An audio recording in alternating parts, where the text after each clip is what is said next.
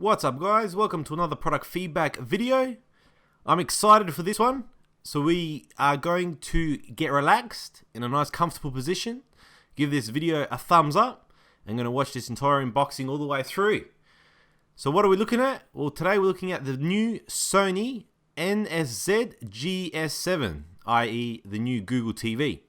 Now if you guys haven't yet, make sure to add me on Twitter and shoot me any questions you have or any suggestions for the setup and review of this actual product that should be up either in the next couple of days or so.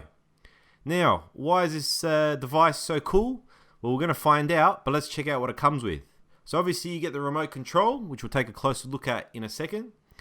Now, if you're in the US, they give you a $45 Google voucher, but I don't think that's working here in Australia as of yet, because this is a American review sample that I have received here. Now, like I said, I'm very excited for this as it's something very interesting that can put a lot of functionality for your television, especially when it comes to connecting it to the internet. Now, it's a nice little Sony box here. I'll show you that as well a bit closer. It's not too large. It's very similar to most multimedia sort of boxes. And also in the box, I was surprised that they actually have provided us with a HDMI cable. Now, I don't know if yours will come with it, but mine did, so that's great because they're usually worth about $30 or $40 to buy separately. You get the Australian power adapter, which they've chucked in for me, as obviously there was an American one in there. And in case you want to control everything with the Google TV's remote, they chuck in an infrared adapter, which we'll have a look at later as well.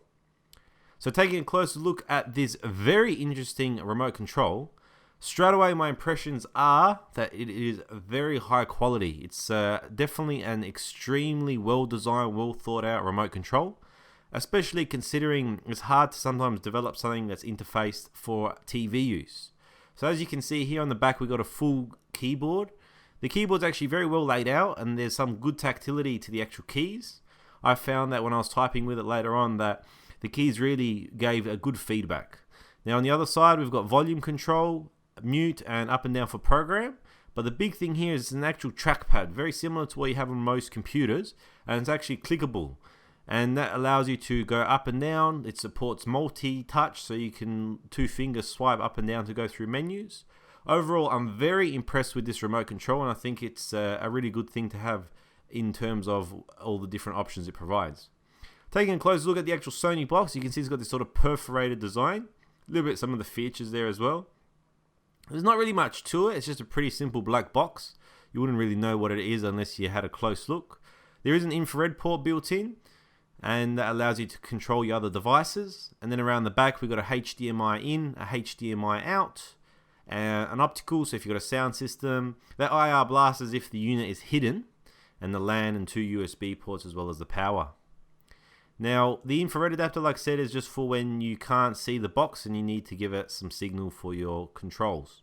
To set this thing up is pretty interesting. I did run into a little bit of an issue because I don't have a external set-top box. So what I'm going to have to do is I just plug the AC power in and then plug the HDMI out. But it doesn't, unfortunately, give me the full control over the TV. So really, unless you have a digital set-top box or a separate unit, it's not really going to take full advantage of the TV kind of all-in-one.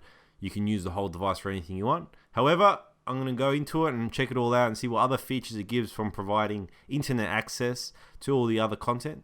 As you can see, it's really nice looking. Definitely impressed with the way it's set up. Make sure to leave a comment below if you want me to test out something particular for this. They're worth $349, so we'll see if that's worth your money. Otherwise, if you haven't yet, check out the channel. Subscribe to Product Feedback, give this video another thumbs up, and make sure to add me on Twitter because I'd be happy to chat to any of you guys with whatever you want to send me. Muhammad out, and peace be with you.